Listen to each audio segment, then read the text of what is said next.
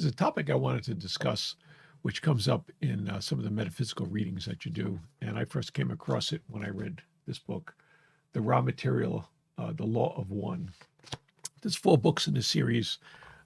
It's a little on the difficult side to read because the cadence of the way they speak is a little bit off from what we're used to hearing. Now, the book was channeled by an individual, Carla Ruckert, and it was an entity that here is coming through her in order to help us evolve to the next level. And I believe that we're going through a transition period right now where we're evolving from what's called third density into what's called fourth density.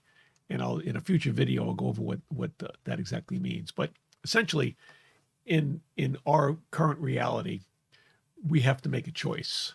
And we have to make a choice if we wanted to be service to others or service to self. And service to others is considered to be positive, and service to self is considered to be negative entities. So as we can see, there's in some of the world around us, we can see people that are acting solely for their own benefits, and we see other people who are acting for the benefits of others. Now, the way in the book, the way they describe what the definition of a service to self and service to others individual is if your service to others, 51% or more of what you do is for other people, and 49% or less is what you do for yourself.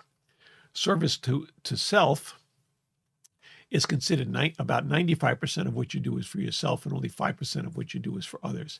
Each one takes a certain amount of dedication in order to fulfill that.